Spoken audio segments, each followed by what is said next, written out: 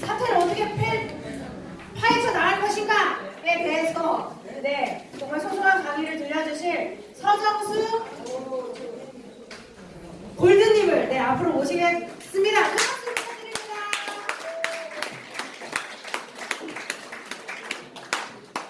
안녕하세요. 김정숙입니다. 제가 오늘은 잘 들리시나요? 네. 마이크가 안 돼. 마이크가 좀 소리가 한번.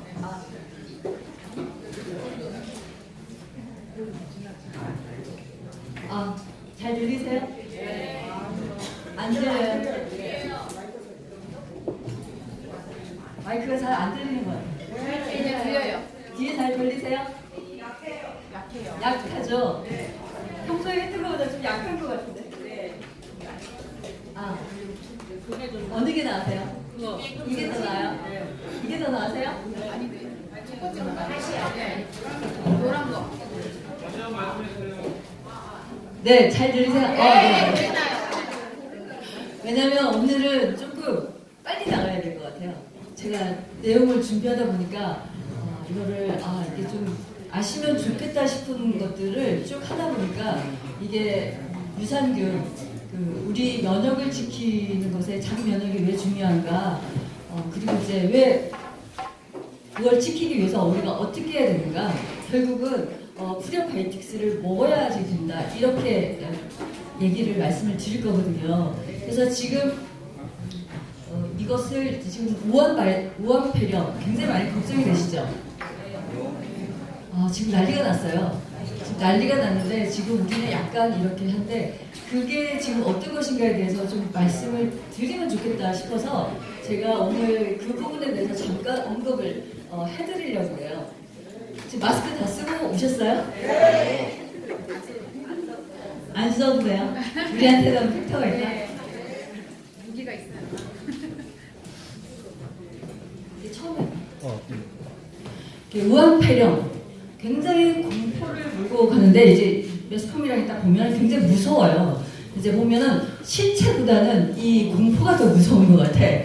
그래서 지금 이게 우한폐렴이 도대체 어떤 것인가 정확하게 알고 계신 분은 좀 드무실 것 같아요. 이제 폐렴이 뭔가 폐렴이라고 했기 때문에 폐에 염증이 생기는 이게 굉장히 호흡기 쪽으로 문제가 생겨서 기침 켈렉하면서 굉장히 죽을 수 있는 겁니다. 여러분들이 이게 왜 무서우세요? 예전에 2003년, 2012년 메르스 사스 때문에 그 공포가 확 밀려오는 거예요. 그때는 감기 때문에 죽는다는 것이 독감으로 죽는 것도 있지만 이렇게 너무 갑자기 많은 사람들이 그리고 병원 가서 막 죽는 거예요. 그래서 그게 너무 무서웠어요. 이게 도대체 어떤 것인가. 그 부분에 대해서 새로운 것들이 나타난 거예요. 새로운 것들이. 그래서 이 부분에 대해서 알려고 이렇게 많은 학자들이 이렇게 하는데 처음에 사스가 뭔지 아세요? 전부 다 사스, 메르스, 우한폐렴 다 바이러스가 똑같아요. 그것을 뭐라고 그래요? 코로나 바이러스라고 해요. 바이러스 이름이 코로나 바이러스야. 근데 똑같아. 다 사촌들이에요. 근데 코로나 바이러스는요, 원래 약한 감기였어요. 콜레테를 하면서 약했는데 이게 언제적부터 사람들이 확 찌르고 놀랐냐면 사스 때 완전 놀래버린 거예요. 이렇게 사람이 죽을 수가 있어? 급하게? 그러면서 이 사스 때문에 엄청나게 놀랐는데 이 사스를 알아야 지금 우한폐렴을 아실 수가 있어요.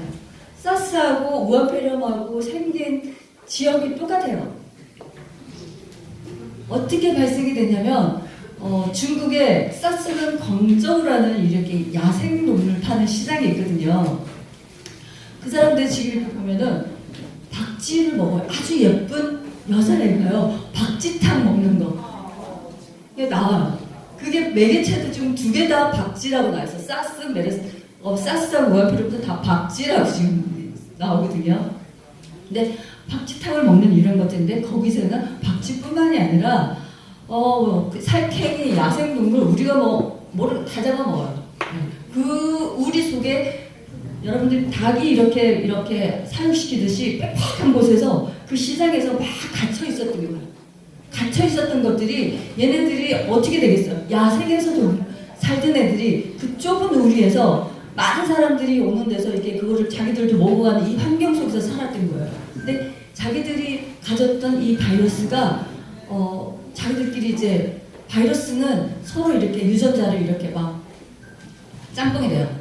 되면서 이게 다시 인간에게 전염이 될 수 있는 쉽게 전파될 수 있는 바이러스로 전이가 돼버린 거예요.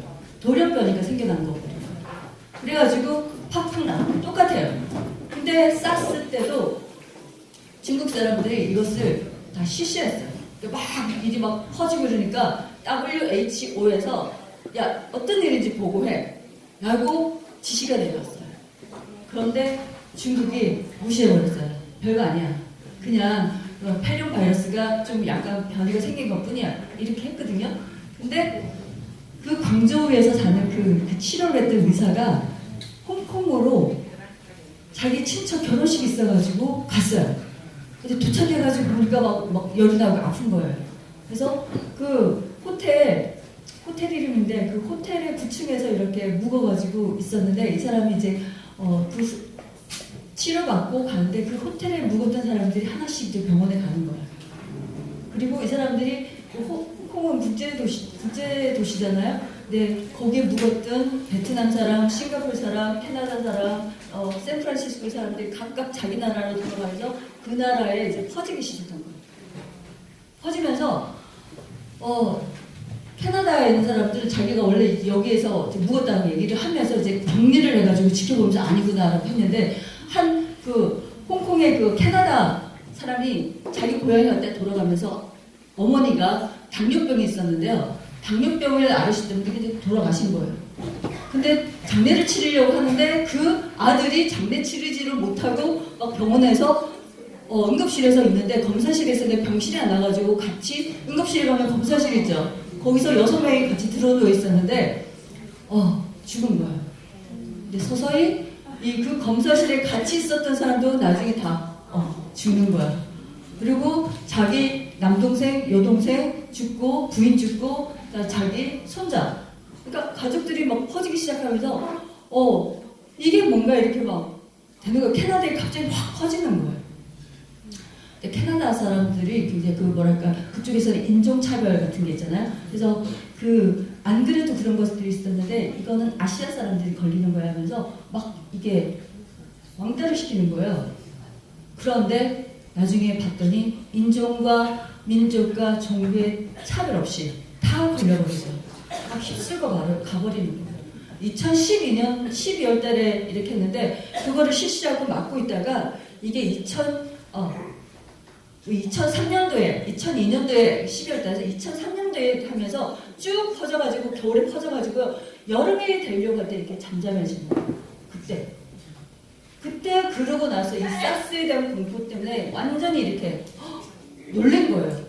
왜냐하면 우리 인간이 전염병과의 싸움에서 이제는 전염병으로 인간을 괴롭히지 않을 것이라고 딱 이렇게 생각하고 있었기 때문에 병원 건물이라든지 동물들 자체가 이 격리라든지 이런 거에 대한 그 개념이 없이 막 많은 사람들이 한꺼번에 몰려가게 그렇게 만들어졌던 거예요.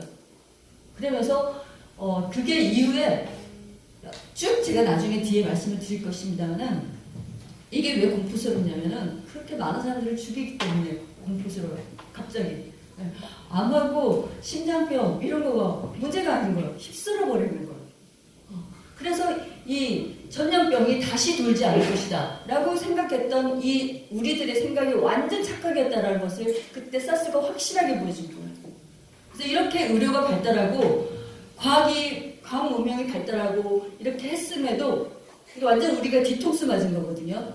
그래서 이런 것들이 지금 뭐예요? 바이러스 조그만한 애들이잖아요. 얘네들이 우리를 이렇게 휩쓸고 가는 거는 옛날에 천연두 패스트하고 똑같은 거예요. 그런 공포가 있기 때문에 우리가 이렇게 하는 거거든요. 그래서 지금 아무리 이렇게 현대가 이렇게 한다 하더라도 이렇게 오는 거에 대해서 우리가 속수무책이다. 뭐냐? 그때 2002년도에 사스가 나타나서 그 백신을 개발하기 위해서 얼마간 그 백신을 개발하려고 연구한 줄 아세요? 10년 걸려요. 10년 걸려서 그게 임상 실험에 들어갔는데 그러기 전에 뭐예요? 다시 또 메르스가 생기죠. 메르스가 생기고 다시 또 변종이 생겨버리잖아요. 왜 이렇게 백신이 손쓸 겨를도 없이 백신 개발도 굉장히 어려운 것인데 그 손쓸 틈이 없이 새로운 것들이 나타나는 거. 왜 이렇게 바이러스는 새로운 것들을 만들어내는 능력이 그렇게 탁월한 것이다. 변신의 천재예요. 그래서 결론은 뭐예요? 백신 없습니다. 백신이 없어요. 그래서 우리의 최후의 백신은 뭐냐면 면역이죠. 지금 약이 없어가지고 지금 중국에 난리가 났거든요. 난리가 났어요. 근데 이런 약을 개발할 때도 있어서도 어떻게 이게 당국들이 이렇게 고민을 하냐면은 걸린 사람들을 줄 것이냐 아니면은 이 사람들을 치료하는 의료진부터 먼저 줄 것이냐 이거 갈등 엄청나게 해요. 왜냐면 치료받으러 와가지고 의사가 이걸 다 매개를 이렇게 하는 거예요. 그래서 충분하지가 않은 거예요. 이런 것들에 대한 딜레마. 그리고 그 진짜로 사스가 그 치료했던 의사가 옮겨버렸잖아요. 전 세계. 그래서 메트로폴이라는 이 홍콩의 호텔이라는 거거든요. 전 세계로 전염병을 퍼뜨리는 발원지라는 딱 타이틀을 얻어버렸어요. 그래부터 사스, S, 시비어, 중하다, 아큐터, A는 아큐터, 급하게, R, 레스퍼레이션, 그러니까 호흡기로 신드롬 오는 증상이에요.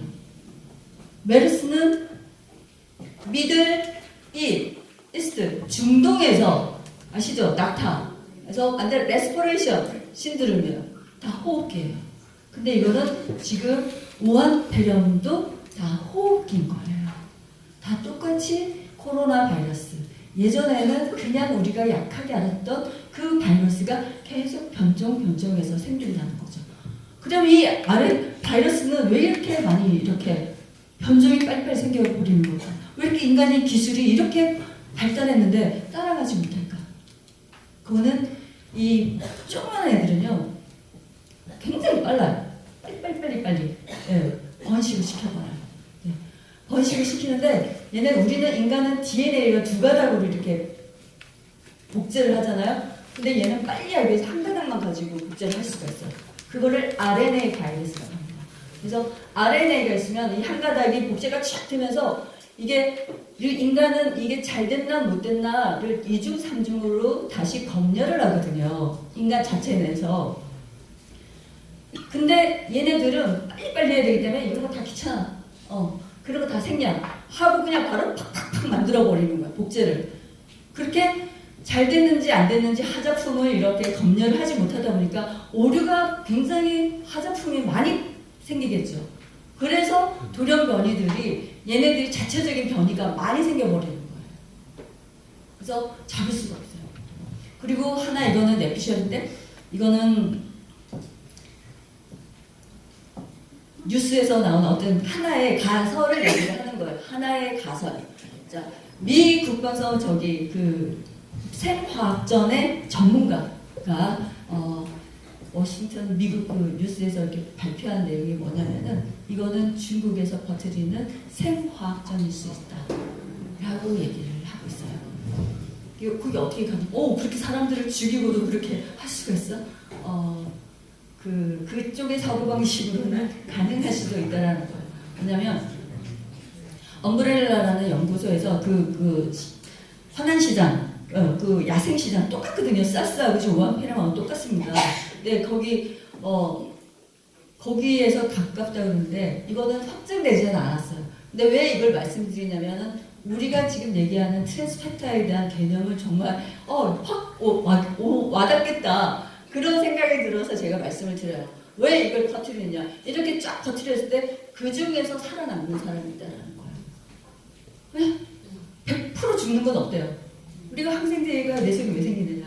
그렇게 죽여도 살아남는 놈이 있어요. 독한 놈. 그 사람한테서 백신을 얻어가지고 하기 위한 작전이라는 거예요. 여러분 이거는 그 사실과 상관없이 여러분 이거는요. 그게 트랜스펙타입니다. 아시죠? 걸렸는데 다 죽는데 그때는 결핵으로 다 죽었어요. 지금은 우한폐렴을 있지만 그 당시는 그런데도 살아남는 사람들이 있어. 근데 거기서 그 사람의 피에서 되게 그걸 뽑아가지고 우리가 트랜스펙타가 지금 오늘까지 온 거잖아요. 그 트랜스펙타를 얻기 위한 거라는 거죠. 그래서 백신을 만들어가지고 이렇게 하겠다는데 그게 뭐냐면 바로 트랜스펙타라는 거죠. 네. 살아서 그거를 쓰겠다. 그래서 여러분들이 트랜스펙타를 먹는다는 것은 바로 이런 개념이에요. 이해가 확 되시나요? 네. 네, 그래서 셔도 박사님이 그 반응을 발견을 하신 거잖아요. 그걸 지금도 우한폐렴에서 중국 공산당들이 그 전략을 써먹겠다는 거예요. 사실과 상관없는 얘기입니다. 예. 그래서 이거를 공개 중에 하기 때문에 우리는 백신이 없기 때문에 대책은 가장 큰 대책은 뭐냐면 가장 쉽게 할 수 있는 대책은 마스크, 또 기침. 그래서 팍 나가는 거죠. 예절을 지금은 기침 예절을 지켜야 된다는 것은. 네. 똑같습니다. 중국에서 코로나 바이러스 이 시장에서 나오는 거예요. 다 우한폐렴, 사스 다 똑같이 박쥐 나오게 있고요. 이것들을 먹으면서 얘네들의 이 바이러스 유전자 돌연변인 거예요. 왜 어렵냐면은 너무너무 변신을 잘하는 천재이기 때문에 그리고 너무 속도가 빠르기 때문에 따라가고 잡을 수가 없어요. 왜 이런 것들이 무섭냐? 예전에 이렇게 인간들을 싹쓸이를 했다는 거예요. 패스트 14세기 패스트는 전 세계 유럽의 3분의 1이 날아갔어요. 인간이. 그리고 천년들은 뭐예요? 한 잉카 제국이 그냥 멸망해버렸어요. 왜? 이것도요, 또 신종 바이러스와 같이 연결해서 말씀을 드릴 수가 있는데, 그 콜럼버스가 이렇게 신대륙을 발견해가지고 갔을 때, 이때 사람들은요, 유럽의 사람들은 이미 천연두라든지 이런 것들을 많이 알았어요. 자기들 알고 나은 사람들이 있었어요. 근데 이래 미생물에 노출이 된 적이 있단 말이죠. 근데 여기 신대륙은 한 번도 그 바이러스에 노출된 적이 없어요. 근데 그쪽 이렇게 잉카 제국 600명밖에 안 갔는데 군인이 600명밖에 안 갔는데요. 그 나라 그 찬란한 문명이 말살이 돼서 없어져 버렸다니까요. 그러니까 이게 뭐냐면 한 번도 내가 접해보지 못했던 이 미생물은 이거를 내가 어떻게 써야 될지 속수무책인 거야. 그래서요 한 나라가 없어져 버렸어요. 이런 것들에 대한 기억. 그리고 콜레라, 결핵, 패스트 이런 것들에 대한 기억이 너무나 있기 때문에 근데 이것이 다 뭐예요? 너무나 공포스러운 건 뭐냐면 왜 그런지를 몰랐다는 거예요. 왜 이게 사람들이 죽는지 몰라. 다 사람들이 나쁜 공기 때문에 이렇게 죽는다라고 생각했어. 근데 보이지 않는 얘들이 인류 역사상, 지구 역사상 대하 드라마를 지금 쓰고 있는 중이죠. 지금도 현재도 ING 진행 중인 거예요. 우리 주변을 둘러싸고 이 미생물들은 어디에 있어요? 공기 중에도 있고요. 먹는 곳에도 있고, 에어컨에도 있고, 여기 나오는 곳에도 있고, 모든 곳이 다 있어요. 이 세균이라는 것은요, 그 적자 생존의 완전 끝판왕입니다. 절대 강자예요. 세균은. 왜? 황이 있는 곳에 또 살고, 불이 팔팔 끓는 심해 분화구 속에서도 살고 산소가 없는 곳에도 살아요. 살아서 분해를 시켜요. 그래서 절대로 살아납니다. 그리고 그 지구상에서 그걸로 봤을 때는 제일 승리자라는 거예요. 그래서 없는 곳이 없어요. 그래서 확실한 예방은 손 씻기야. 근데 이 손 씻기가 너무 당연하죠 지금은. 근데 이 손 씻기를 배우기 위해서 우리 인간 굉장히 많은 어떤 대가를 치렀는지 한번 보세요. 이 손 씻기를 배우기 위해서 1844년에 이 한 의사가 헝가리 사람인데 오스트리아 비엔에서 이제 그 병원을 근무를 해요. 오스트리아 그 종합병원에서 1844년 종합병원이 있었답니다. 오스트리아에. 산부인과 병동인데 1동, 2동이 있어요. 1동은 의사하고 의대생들이 가고요. 2동은 산파들이 가요. 그런데 이상하게 A동은 1년에 의사들이 봤는데 600명이 죽는 거야.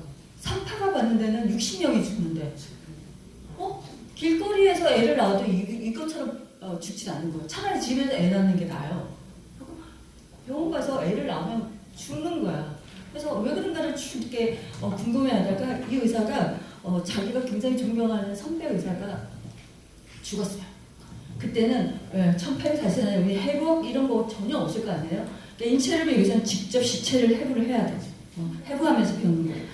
의사는 가르치기 위해서 이제 해부를 하고 학생은 배우기 위해서 시체를 해부하고 하는데 그 시체를 해부하다가 그 의사가 상처에 살짝 긁혀가지고 그 감염으로 죽어버렸네. 여기 쇼크를 받은 거예요. 그러면서 획기적으로 생각이 확 떠오른 거예요. 보이지 않는 이 나쁜 것들이 전염이 됐을 수 있겠구나 라고 하면서 유심히 살펴봤더니 이것이 시체를 해부하고 의사들이 손을 안 씻어. 그리고 가서 바로 애를 받아. 대박. 지금은 너무 그렇죠. 그러면서 지켜봤더니 야 이게 손이 문제구나. 손을 씻자 그랬어요. 염소로 빡빡 씻어야 돼. 그랬더니 의사들이 정말 너 위대한 발견했어. 정말 잘했어. 이렇게 했을까요? 그랬으면 스토리가 안 되죠. 무슨 소리냐고. 네. 내가 그러면은 산모를 살리는 게 아니고 애를 살리는 게 아니고 나를 그럼 내가 죽인 사람이란 말이야? 의사들이 받아들이지 않았어요. 전염병 셔틀이라는 것을 자기가 받아들일 수가 없는 거예요. 그래서 막 논쟁하다 이분도 성깔이 있으신가 봐요. 그래서 막 자기를 비난하면 막 맹렬하게 하다가 어떻게 됐냐? 정신병에 갇혔어요. 그런 논쟁 속에서. 그래서 정신병에서 병동에서 죽었어요. 네. 그 이후에 이 사람의 이렇게 손씻기가 이제 받아들여졌는데 그게 몇 년 걸린 줄 아세요? 30년 걸렸어요. 네. 그래서 그때는 전염병 미생물이라는 개념이 전혀 없었어. 그랬어요. 그러면서 그럴 수 있다. 그러니까 진짜 손을 씻고 해보니까 안 죽잖아요. 그래서 서서히 받아들이면서 이렇게 됐는데 그 이후에 20년 뒤에는 이 리스터라는 사람이 수술하면 사람들이 또 죽어. 수술은 잘 됐는데 사람이 죽는 거예요. 그러니까 맹장이 터져도 병을 안 가. 수술을 안 해. 네. 그래서 이 사람이 보기에도 손 씻기 받아들이면서 수술할 때 깨끗하게 소독을 해야 된다. 이 개념을 받아들인 거예요. 석탄산 이게 뭐냐면 폐수가 되면 막 냄새가 나잖아요. 그때 없을 때 석탄산을 뿌린대. 그거를 수술실에 쫙 뿌리면서 수술을 굉장히 깨끗하게 만드는 걸 하면서 수술로 감염으로 죽는 것들이 굉장히 많이 줄어들었다는 거예요. 이것이 여러분 손 씻기가 왜 30년 걸린 이거를 배우기 위해서 인간이 치렀던 대가였어요. 근데 그것을 이제 미생물이라는 개념이 전혀 없어요. 보이지 않으니까 몰랐어요. 없는 줄 알았죠. 근데 뭔가 있을 것 같아. 근데 이것을 가능하게 해서 현미경이 발견이 됐기 때문에 가능해지는 거예요. 현미경이 발견이 되면서 이 균이 결핵을 일으키고 이 균이 콜레라를 일으키고 하나씩 밝혀내기 시작하는 거. 네. 그러면서 이 제너가 1700년도에는 제너가 예방 백신, 예방 접종에 대한 개념을 세웠죠. 예방 접종의 개념을 세웠는데 이거는 너무너무 무시무시한 거죠. 왕도 죽고 왕비도 죽고 교황도 죽어요. 천연대에 걸리면. 그래서 이렇게 많은 거를 인간을 구원하기 위해서 많은 노력을 했는데 이 사람이 천연두를 예방하는 것을 소우두에서 해가지고 예방접종법을 알아냈죠. 네. 그런데 이것은 직접적인 것이 아니었어요. 간접화법이야. 소의 천연두를 이용해서 이용하는 거잖아요. 근데 실제적으로 직접적인 그 균을 이용해가지고 백신을 만든 최초의 사람은 파스테르입니다. 그래서 이 파스테르는 프랑스에서는요, 나폴레옹보다 더 영웅으로죠. 그래서 광견병에 물린 그 백신을 개발하면서 러시아 상인이 그 11명이 광견병에 걸린 늑대에 물린 거예요. 다 죽 죽게 생겼어요. 근데 그 사람이 이제 이거를 이제 써봐가지고 이제 그 사람들 살릴 정도로 러시아 황제가 이 사람한테 금일봉을 내렸어요. 그래서 만든 것이 지금의 아주 유명한 파스텔 연구소예요. 그래서 코 연구소와 파스텔 연구소가 우리 세계 양대 축입니다. 그래서 이거를 1800년대가 지나고 1900년대가 되면서 페니실린을 발견하게 됩니다. 이게 어떻게 되면 이 페니실린 플레밍도 2차 세계대전에 참전을 하게 돼요. 참전했어요. 근데 부상자들이, 군인들이 부상을 당하면 이 부상으로 죽는 게 아니라 이 상처가 썩어가지고 죽는 거예요. 그래서 그거를 너무 충격을 받아가지고 이 소독도 하고 이렇게 그 소독을 하면서 나이팅게일도 소독에 대한 개념을 막 얘기하고 환기를 시켜야 돼 뭐 이런 것들 하지만 많이 받아들이지 않았어요. 근데 실수로 이 플레밍이 페니실린, 푸른 곰팡이에서 균이 없어지는 것을 발견하고는 그 곰팡이에서 균을 뽑아가지고 페니실린을 만들었는데 이게 기적에 이걸 써봐야지 이게 진짜인지 아닌지를 알 수가 있잖아요. 근데 1941년도에 어떤 일이 있냐면은 보안관이 장미가시에 긁힌 거예요. 근데 여러분 장미가시에 긁혀가지고 죽어요. 이 사람이 죽게 생긴 거예요. 이 감염으로. 그래서 이 사람은 어차피 죽어요. 그래서 이 페니실린을 그걸 만들어서 이 사람한테 써봤더니 기적적으로 그날 열이 확 내려앉으면서 이게 좋아지는 거예요. 그런데 불행히도 그 사람은 죽었어요. 왜?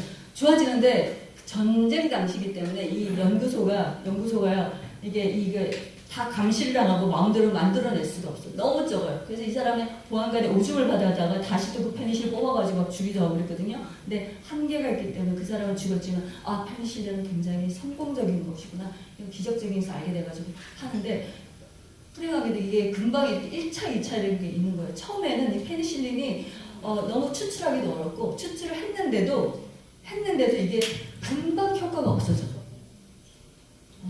그래서 이게 안 되나 보다 다른 거에 됐는데 한 몇 년 뒤에 다른 과학자들이 나타나가지고 이 사람을 동결건조라는 방법으로 해가지고 이 사람 페니실린이 굉장히 안정적으로 쓸 수 있게끔 만들어지고 한 거예요.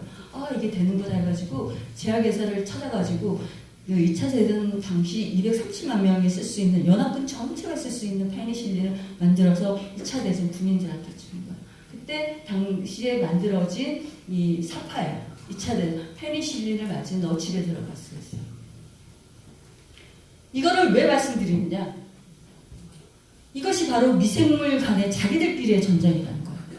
이거를 이용을 해야 되는 거예요. 그것이 우리 장내 미생물과도 연결이 되고 왜 우리가 좋은 균을 살려야 되는가 연결이 되는 거예요. 이거를 이해하시라는 거예요. 자, 곰팡이하고요. 페니실린은 곰팡이에요. 곰팡이하고 세균은 미생물들이에요. 자기들끼리 영역 싸움을 해야 돼요. 서로 분해시키는 사람이에요.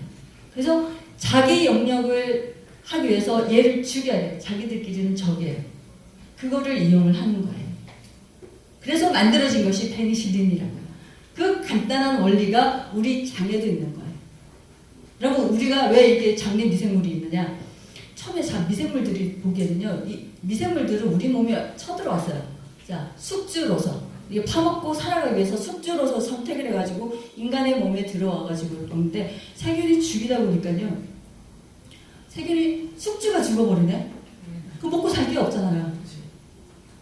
그래서 세균도 머리를 쓰는 거예요. 야, 아예 죽이면 안 되고 적당히 살려놔서 오래오래 파먹고 살아야 되겠다. 그러면서 미생물과 우리는 이 공생을 하기 시작하는 거예요.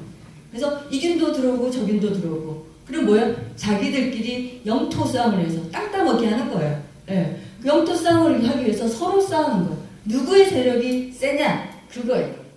그게 장내 미생물로 연결되고 장내 세균총이 우리 몸을 건강하게 지킬 수 있는 거다. 라고 연결이 되는 거예요. 근데 이 기적의 약이 만들자마자 2년 만에 내성이 생겨버렸어요. 그래서 그보다 더 센 놈을 이제 또 만들었죠. 메티실린을 만들었어요. 근데 또 지나서 얘를 또 이겨버리는 또 균이 생긴 거예요. 자, 균은 뭐야? 적자생존, 자기도 살아야 돼요. 살기 위해서 끊임없이 전쟁하는 거예요. 인간하고 전쟁하는 거예요. 항생제하고 전쟁하면서 뭐야? 점점 세지죠. 점점 무기를 개발하는 거야. 예전에는 우리가 총 가지고 칼 가지고 싸웠지만 지금 뭐야? 핵 미사일이 지금 개발이 됐죠. 우리 세균과도 지금 그런 전쟁을 하고 있는 거예요. 그래서 이 메티실린에 저항하는 균은요, 병원에 가면은 화장실 문고리를 잡으면 병원에서 병원을 옮긴다는 그 균이에요. 황색사 호두상 균. 그래서 병원 갔다 오면 반드시 손 씻으라는 것들이 이런 것들이에요. 그래서 이거를 또 이겨낼 수 있는 약이 만들어졌는데 그게 반코마이신이라는 그 항생제예요. 근데 이거가 최후의 항생제라고 해. 더 만들 수 있는데 더 센 걸 만들면 인간도 같이 죽어. 근데 더 뭐냐면은 얘를 또 이겨내는 항생제가 또 생긴 거예요. 반코마이신 레지스턴스 에트로코쿠스. 이게 어떻게 되는 거야? 얘네들은 어떻게 이렇게 잘 살아남을 수가 있죠? 그래서 세균에서 우리는 배워야 되는 거예요. 바이러스는 세균을 딱 떼면은 세균은 어떻게 하냐면 여기에서 세균에서 우리가 배워가지고 유전자 조작, 유전자 가위를 만들어냈거든요. 네. 세균도 바이러스도 세균을 침입을 해요. 세균이 딱 침입하면 얘는 세균은 바이러스의 유전자를 탁 잘라가지고 그걸 기억을 해놔요. 네. 저장 창고에다 딱 기억해가지고 비슷한 염기소에 들어오면 얘를 죽이는 거예요. 쉽게 말하면 얘도 트랜스펙터를 가지는 거예요. 트랜스펙터 기전을 작동하는 거예요. 모든 생명이 살기 위한 그런 작동이 되는 거예요. 크리스퍼라고 하는데 얘네들이 되면서 이 유전자들 왜 이런 것들이 우리가 항생제 세균들이 항생제 내성들이 많이 생기고 바이러스는 그렇게 변신의 천재인가 이런 것들이 다 여기서 배우는 거예요. 그래서 또 이 세균들은 다른 세균이 또 죽으면 걔네들을 잡아먹어가지고 걔의 유전자를 자기 것으로 만들어버려요. 완전 끝판왕들입니다. 굉장히 세균하고 바이러스한테 배워야 돼요. 네. 자기 것으로 만드는 것이 완전 천재들이고. 그래서 이게 반코마이신의 내성이 생기는 거, 그 다음에 이런 거 두 개 다가 딱 하면은 한 개가 딱 잡아먹으면서 자기가 그것을 자기 것으로 만들어 보니까 한 개의 내성이 생기는 것이 다른 거, 두 개, 세 개에도 내성이 다 생겨버릴 수가 있는 거예요. 자, 그것을 교차 내성이라고 해요. 그냥 달리기를 잘하는 애가 있어. 또 공부를 잘하는 애가 있어요. 걔네들 그것만 잘했는데 둘이 악수를 딱 했더니 달리기 잘하는 애가 공부도 잘하네. 이렇게 생겨버리는 거예요. 그래서 슈퍼박테리아 그런 것들을 다 이겨낼 수 있는 것들을 바로 그래서 슈퍼박테리아, 슈퍼버그라고 해요. 벌레들. 그리고 영국에서 2010년 항생제 내성에 대해서 2016년도에 발표한 것이 뭐냐면은 이게 3초에 한 명이 죽을 수가 있답니다. 이렇게 내성이 생기면서 그러니까 인류는 그렇게 망할 수가 있다는 거예요. 네. 핵으로 망하는 것이 아니라 그렇게 망할 수가 있다. 다재 내성을 가진 균들이 만들어내면서 결론은 뭐냐? 우리는 약이 없는데 이렇게 변신을 하면서 이렇게 하는데 인간을 지켜낼 수 있는 방법은 없는 거야? 그게 바로 우리 인간을 지키는 내 몸에 있는 정상 세균이라는 거. 걔네들은 자기들끼리 싸워요. 페니실린처럼. 네 몸에 이렇게 있어요. 여러분 손톱을 이렇게 한번 보세요. 손톱 사이즈만 한 것에 10만 마리가 살아요. 피부에도 이렇게 쫙 발려요. 버터가루 다 발라져 있어요. 그러니까 이게 유산균이 있으니까 상처가 배면 균이 좋은 사람들은 금방 상처가 안 물어요. 근데 이게 안 좋은 사람들은 상처가 더 나는 거예요. 미생물하고 공존하고 있는데 이 미생물에서 우리가 이제 인간의 미래를 지금 보고 있는 거예요. 인간의 미래가 이 미생물에 있다. 그래서 여기에 굉장한 연구가 많이 진행되고 있어요. 자, 이렇게 쭉 공생하고 있거든요. 아까처럼. 그러니까 장애만 있는 것이 아니라 우리 몸에 다 있습니다. 장애 굉장히 특별하게 많이 있다는 것이죠. 그래서 우리가 피와 살과 이런 것들, 뼈 이런 것들로 이루어져 있지만 우리는 미생물로 이루어져 있다. 미생물, 우리 자체가 미생물이고 세균인 거예요. 박테리아, 정상 세균이 유산균이 만들어낸 천연 항생제가 있는 거예요. 그거를 활용하잖아요. 근데 우리가 항생제가 만들어지면서 무분별하게 만들어지기 시작했어요. 무분별하게 이게 산업화된 이렇게 닭을 산업화 이렇게 해가지고 현대가 이렇게 되어가고 있잖아. 이러면 어떻게 되느냐? 얘네들은 막 풀어놓고 키워야 얘네들은 그 애들은 풀어놓고야 애들이 놀면서 창의력이 생기잖아요. 얘네들도 닭도 유전자에 다양성이 있는 거예요. 근데 이렇게 빽빽하게 이것도 못하고 이것만 하게 나오니까 유전자의 다양성이 떨어지는 거예요. 그러면서 굉장히 약해져 버려요. 그러면 어떻게 되면 닭이 알을 적게 낳아요. 그게 약한 내성균이라고 그러고요. 그 저병원성 병원균이라고 그러고 그게 또 병이 확 닭끼리 퍼지는 것을 고병원성 병원균이라고 합니다. 그래서 유전자들이 자기들이 이 환경에 의해서 약하면서 변화가 되면서요. 자기들끼리 변화를 일으켜요. 그게 아까 뭐라고 그랬어요? 이 바이러스는 변화를 굉장히 많이 하는데 덜렁거린다고 그랬죠. 오류를 만들어내. 그래서 인간한테 전염될 수 있는 것들로 막 돌연변이를 팍팍팍 시켜버리는 거예요. 그러면서 조류 독감도 되고 막 별거 다 만들어내는 겁니다, 지금. 그래서 정상적인 이 사육 시키면서 소들을 빨리빨리 키워야 되기 때문에 항생제를 조금씩 주잖아요. 그러면은 이거 항생제를 먹으면 우리 몸의 정상적인 균도 다 죽어버려요. 그럼 뭐예요? 독한 놈만 살아남아요. 그래 이 독한 놈이 우리한테 우리 독소를 막 품어대는 거예요. 그게 우리가 당하는 거예요. 근데 우리가 감기를 약을 먹으면 일주일, 안 먹으면 7일. 예, 걸리는 이유가 이게 바이러스와 박테리아. 박테리아가 한국말로 세균이에요. 이것에 대한 개념을 잘못 알았기 때문에 그렇다. 애초에 이 개념만 딱 바로 잡았으면은 이것이 우리가 이 항생제에 대한 이 내성이 이렇게까지 되지 않았다는 거예요. 항생제는 세균을 죽이는 거예요. 세균의 단백질을 어떻게 해가지고 작동하는 기전이 바이러스하고 완전 틀려요. 그런데 감기는 뭐예요? 바이러스잖아요. 먹어봤자 소용없는 거예요. 그래서 여기에 대한 것들에 대해서 그러니까 집에서 뭐예요? 세균은 항생제를 쓰지만 바이러스는 항바이러스제를 써야 되는 거예요. 기전이 완전 다른 놈입니다. 딴 세계예요. 얘네는 세균은 커요. 하나의 독립된 생명체예요. 자기 완전히 핵있어. 근데 얘는 바이러스는 뭐냐? 바이러스가 뭡니까? 바이러스를 왜 바이러스를 하냐면은 자기 혼자서는 절대 살 수가 없어요. 혼자서는 이렇게 새끼를 깔 수가 없어요. 그래서 숙주한테 딱 들어가가지고 그 안에 들어가지고 퍼뜨리는 거예요. 인간 몸에 들어가가지고 인간 세포 안에 인간 DNA를 활용해가지고 자기가 증식을 하는 거예요. 그래가지고 자기 퍼뜨린 다음에 그거를 내 세포를 죽이고 그걸 탈출해가지고 다시 또 다른 데 가서 이렇게 하는 거거든요. 그러니까 바이러스 같은 놈들. 네. 네. 딱 해가지고 다른 집에 들어가서 그걸 다 이용해 먹고 써먹고는 그냥 걔를 죽이고 다른 데 가는 거예요. 좀비들의 속도가 굉장히 빨라지는 거예요. 그러니까 바이러스의 기전은요 두 가지인 거예요. 그러니까 이 숙주에 들어가려고 하니까 어떻게 해요? 문을 열고 따고 들어가야 돼. 그리고 막 공장을 자기 스스로 못하니까 그 숙주의 DNA를 해서 복제를 시켜가지고 이제는 막 해서 막 조가 터져가지고 못 살잖아요. 그러면은 그거를 뚫고 나가서 다른 데 또 퍼뜨려야 돼. 그러면은 들어가는 문, 나가는 문이 있어야 되는 거예요. 그래서 두 가지 단백질이 있는 거예요. 그 두 가지 단백질을 활용해서 만든 것이 바로 이 타미플루예요. 타미플루가 이 뒤에 바이러스가 이렇게 증식을 해가지고 나가는 이거를 차단시켜버리니까 N 단백질이라는 것을 억제를 시켜버리는 것이 바로 그게 타미플루거든요. 네.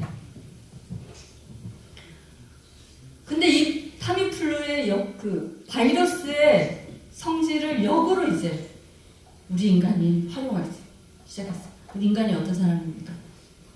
그러니까 나를 죽이는 놈을 이용해가지고 나를 살리는 쪽으로 생각의 변화를 가져왔어요. 똑똑해요 정말. 그러니까 2007년도에 미국 존스 홉킨스 대학에서 앱스타인바라는 바이러스를 이용해가지고 암을 치료하는 거예요.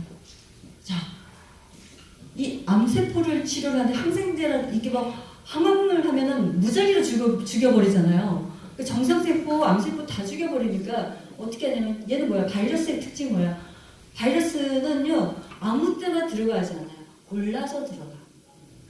그래서 한 가지 예가 뭐냐, 에이즈 바이러스는요, 우리 면역 세포만 골라가지고 숙주를 샀는데 그 중에서도 헬파 T 세포만 골라서 들어가는 거예요. 그래서 에이즈에 걸리면 에이즈 때문에 죽는 게 아니라 헬파 T, 이 대장의 사령관이 명령을 못 내리고 면역계가 작동을 안 하는 거예요. 그래서 감기에 걸려도 면역이 작동을 안 하니까 이런 감염 때문에 죽는 것이 에이즈예요. 그래서 골라서 갖는 이 성질을 이용해가지고 암세포만 골라서 들어가. 그리고 얘네들을 죽이고 나서 너 증식이야, 다른 암세포로 가. 너무 기발한 생각이죠. 네. 그걸 활용해가지고 정상세포는 놔두고 암세포만 죽이는 이걸 기전을 지금 연구하고 있어요. 왜 이 어려움을 얘기를 하느냐? 바이러스에 대한 개념이 이렇게 설명하면 잘 들어오실 것 같아요. 그런 특징이 있다는 거예요. 그리고 이 바이러스의 특징 이용해 또 하나 뭐냐면 유전자 치료예요. 우리가 유전자 조작을 한다고 그랬잖아요. 가위로 잘라가지고 너덜너덜하게 병든 데는 잘라버리고 새로운 걸 딱 붙여가지고 다시 집어넣으면은 우리가 유전병을 치료를 할 수가 있죠. 근데 뭐야? 이거는 유전자는 우리 세포의 핵 속에 들어가. 근데 이 대단한 일을 누가 할 것이냐? 이 007 작전을 찾다가 바이러스만 한 애가 없어. 네. 그래서 바이러스를 활용해가지고 얘네들을 딱 집어넣는 거예요. 그걸 벡터를 이용한 유전자 치료를 하는데 바이러스에 대한 개념을 하는 거예요. 그래서 여러분들이 바이러스에 걸려가지고 열이 확 나는 거는 뭐냐면 이 세포 숙주에서 번식을 해가지고 탈출할 때 팍 터뜨려서 다른데 피를 타고 다른 데로 갈 때 열이 펄펄 나는 거예요. 그래서 항생제, 그래서 다른 미생물들을 죽이는 애들이죠. 죽여야 돼, 죽이는 것이 안티바이오티스. 근데 우리는 지금부터 뭐 한다? 우리 몸을 지킬 수 있는 것은 정상세균이다. 정상세균을 어떻게 살려야 되죠.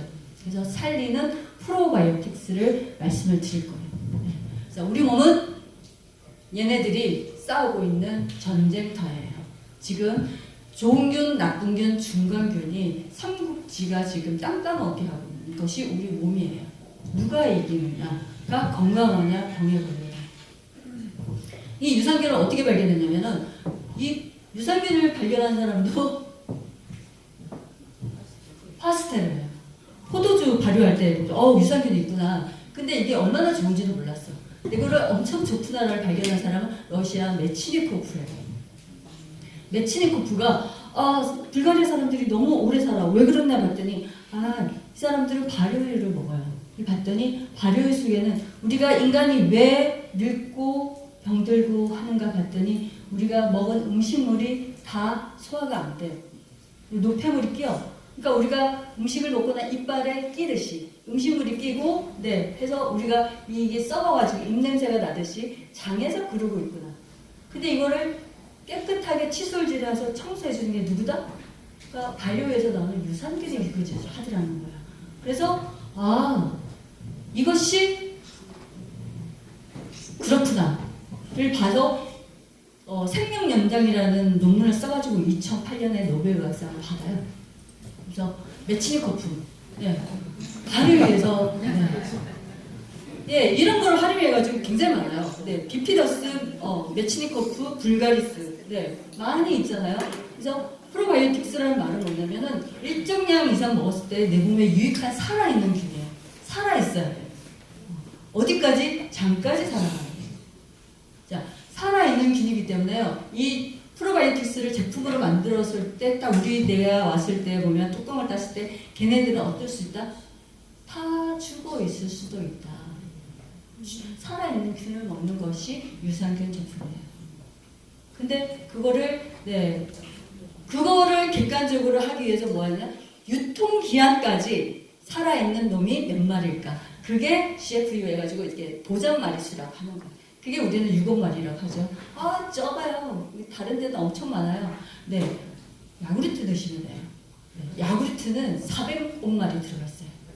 하지만 걔네들 뭐야? 마시면 위산에서 다 죽어버려요.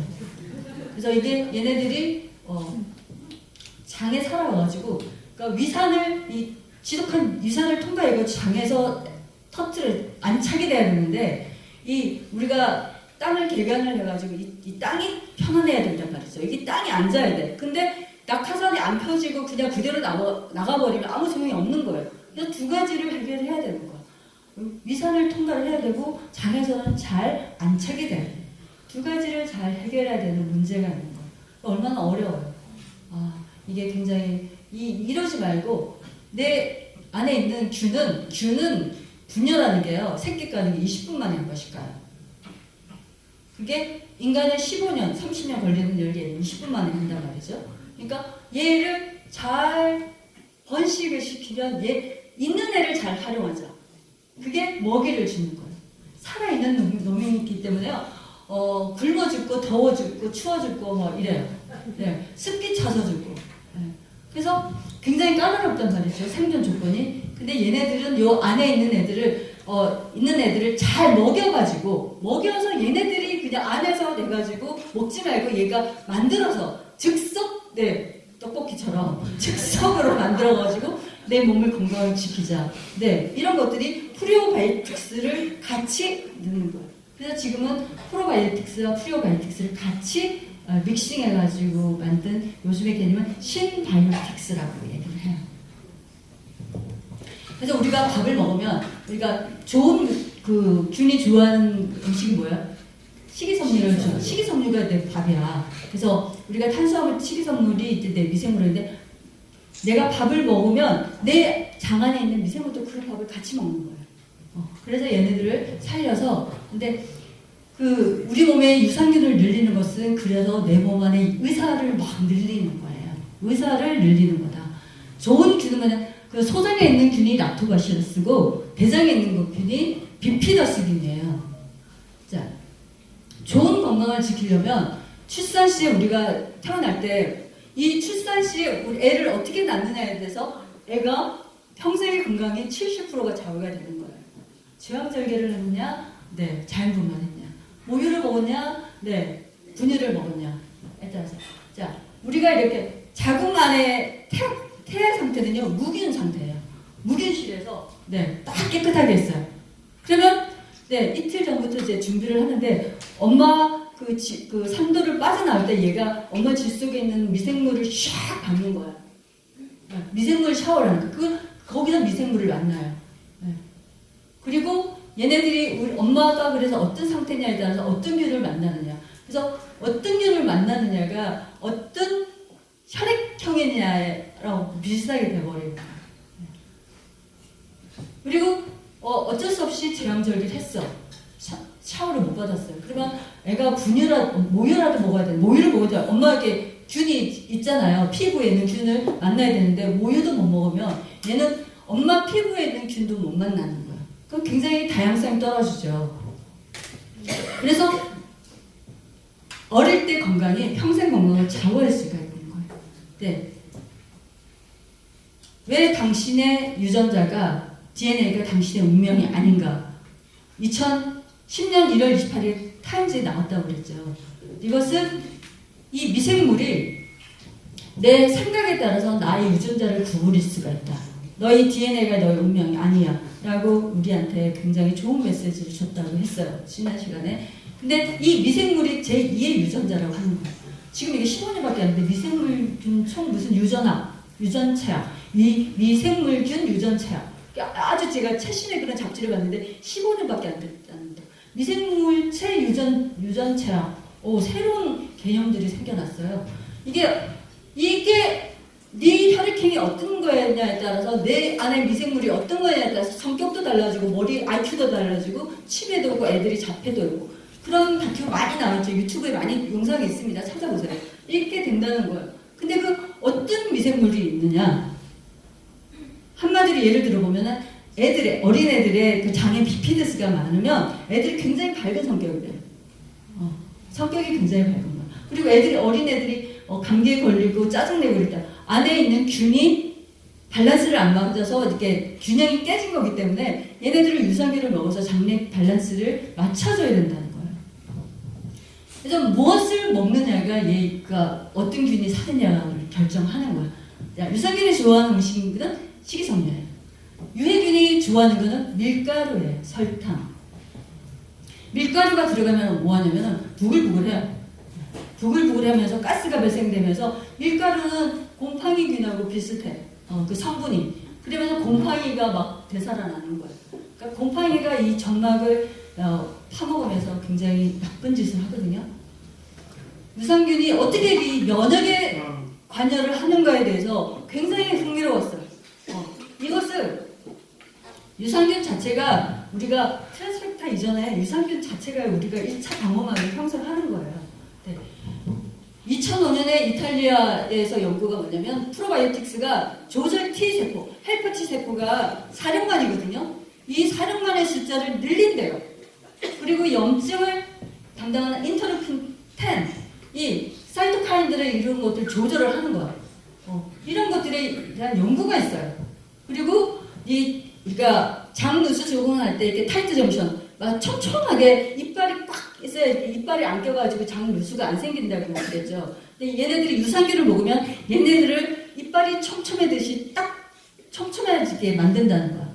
그게 타이트 점션을 굉장히 강화시켜 준다는 거야. 그리고 뮤해군이 뮤신이라는 것은 그 점막이 장을 만들 미끈미끈하잖아요. 그러니까 이 미끈미끈한 것들이 유해균들이 먼지가 달라붙지 않도록 쫙 하는 건데 얘네들을 잘 만들어낸다는 거예요. 그래서 유산균은 그렇게 면역에 관여를 해요. 이 자가면역 질환 5개국, 미국, 캐나다, 선진국 5개국이 굉장히 오랫동안 연구를 했어요. 근데 봤더니 뭐냐면 장내 미생물이 자가면역 질환을 일으킨다는 것을 밝혀낸 겁니다. 네. 이게 뭐냐면 면역세포를 활성화시키는 유익한 미생물이에요.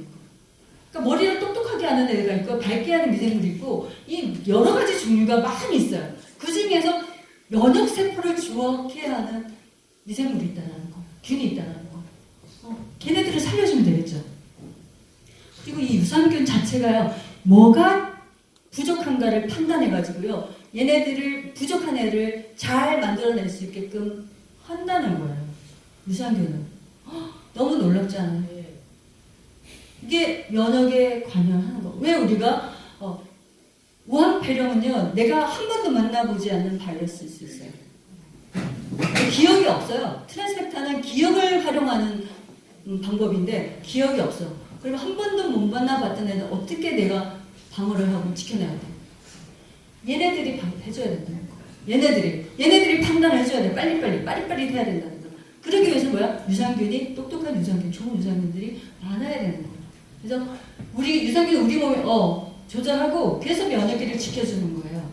그래서 면역을 조절하는 유산균을 채워주셔야 돼요. 이게 유산균이 면역세포를 조절하는 기전이에요. 네. 그래서 장이 편안해야 마음이 편안해서 장이 깨끗해야 피도 맑고 다 깨끗해지는 거예요. 자, 이런 관계들은요, 연구나 논문들이 굉장히 많아 있어요. 장내 미생물이 치매를 일으킨다. 장내 미생물이 애들의 ADH, 자폐 이런 것들을 한다는 것을 해가지고 대변 인식해가지고 좋아진 케이스들 유튜브에 많이 있어요. 찾아보세요. 예. 해독의 열쇠가 장이 쥐고 있어요. 해독하면 일반적으로 우리가 간이라고 알고 계시죠? 간이 하는데 우리 몸에 아주 안 좋은 화학 독성 물질이 뭐냐면 400가지가 있는데 그 중에 60%가 우리 장에 있답니다. 장에 250개가 있고요. 간에 73개가 있어요. 지방세포, 우리가 독소는 지방에 쌓아놓습니다. 그게 48개. 그리고 애들 모유를 먹일 때 독소가 전달이 돼요. 40개. 독소가 있어요. 이 독소들이 있는 거야. 근데 간이 해독을 하지만 장내 세균도 해독을 하는 거야. 그냥 일단은 나쁜 애들이 못 들어오게 막아주고요. 근데 만약에 그게 들어오면 간이 엄청나게 힘들겠죠. 간의 부담이 너무너무 많아지는 거야. 네. 그래서 이 유해 물질을 변으로 좋은 유산균이 변을 잘 만들어서 독성 물질을 빼내줘야 되는데 이게 안 되면 안 되는 거야. 유산균하고 좋은 균, 비피더스균이 많이 있어야 노폐물을 쫙쫙쫙 빼주는 거야. 안 되면 어떻게 돼요? 그러니까 메치니코프가 한 건 뭐냐면 우리가 장벽에 장이 뭐야? 꼬불꼬불해가지고 막 끼죠. 그 안에 끼잖아요. 이 뺏살 끼듯이 끼는데 그거가 안에 있는 부패균이 노화를 만들고 질병을 만드는데 이거를 싹 긁어내서 해줘야 된단 말이죠. 근데 그게 오랫동안 붙어 있으면 뭐예요? 다시 흡수된다. 그럼 다시 뺑뺑이 도는 거예요. 간을 해독해야 되고 뭐더 일을 2중 3중으로 하는 야간을 해야 돼. 야간 근무를 해야 되는 거예요. 근데 우리가 그게 흡수되는지 어떻게 알 수 있냐? 우리가 변을 하루 이틀 만에 안 보면 다시 흡수된다고 보시면 돼요. 이틀 동안 못 봤다, 흡수되는 거예요. 18시간에서 36시간을 지나도 못 본다? 그러면 다시 독소가 재흡수가 되는 시간이에요. 그래서 변이 있으면 안 돼. 왜? 그게 다 병을 일으키니까. 왜? 유산균은, 좋은 균은 뭐냐면 이 코팅해가지고 못 들어오게 딱 코팅을 해요. 근데 유해균이 만들어내는 독소들은 뭐냐면 이 독소들이 장 점막을 막 파괴를 하는 거거든. 그럼 어떻게 돼요? 헐렁해지는 거야. 그냥 우리가 젊었을 때는 이빨이 딱 이렇게 안 끼는데 이빨이 끼죠? 다시 헐거워지니까 이게 독소들이 들어와. 다 분해되지 않은 음식물들이 다 들어오면서 우리가 완벽하게 소화되지 않은 이게 그 두 가지가 딱 들어오면요. 한 개가 들어야 되는데 구멍이 커가지고 2개가 된 거 딱 들어가면 우리 몸은 이거를 이물질로 받아들여요. 그래서 면역이 반응을 합니다. 그게 자가면역이죠. 그래서 애들이 소화기가 어렸을 때부터 약한 애들은 알러지, 아토피들이 많이 생길 수가 있는 거예요.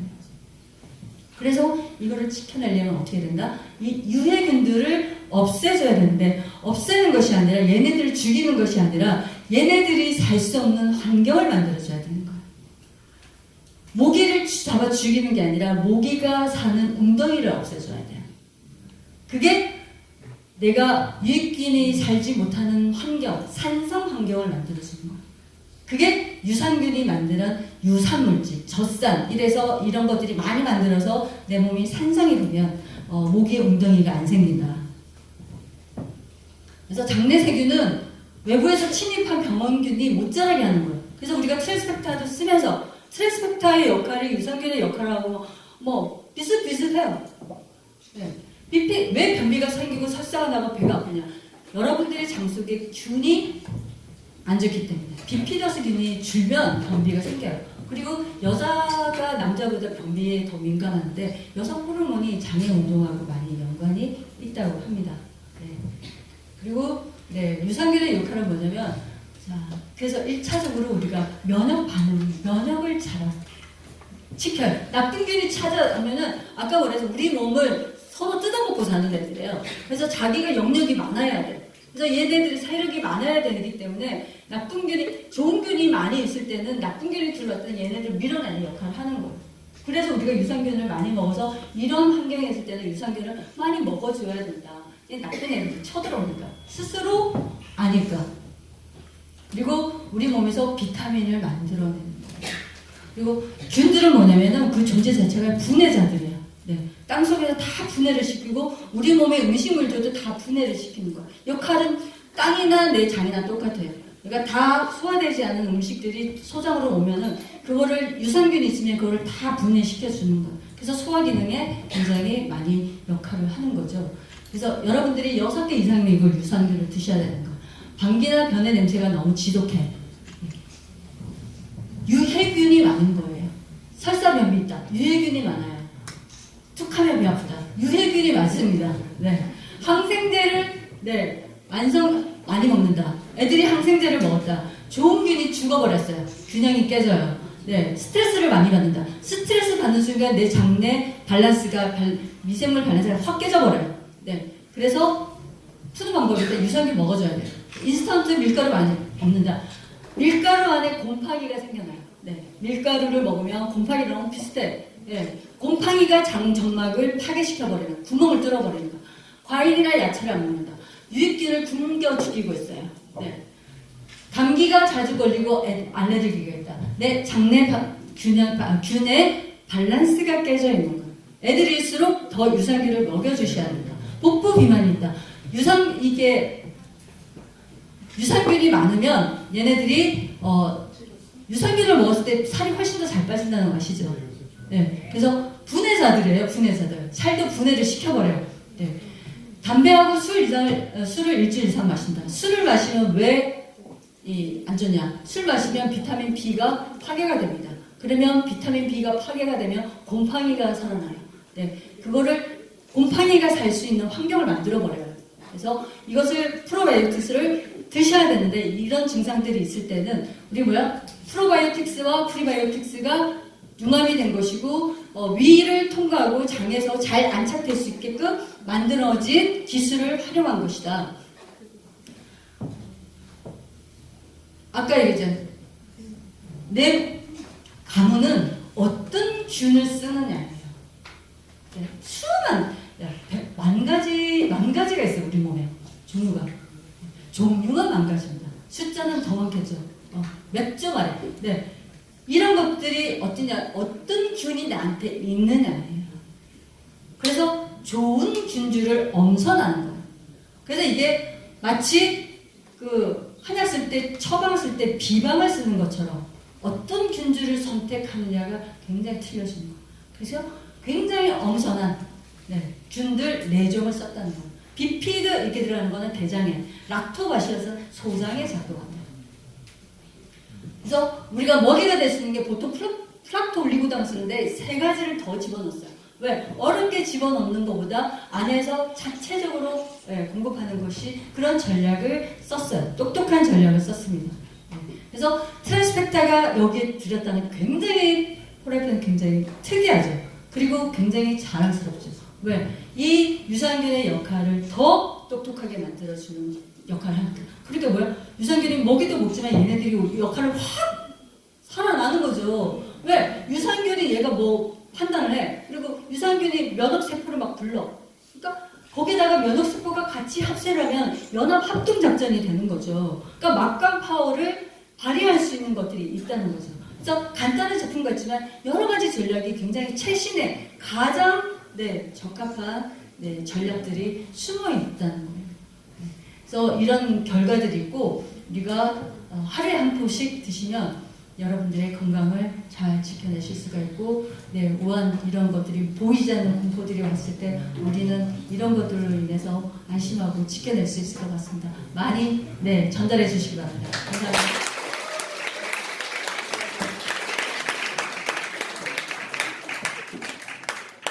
장면이 얼마나 중요하고 지금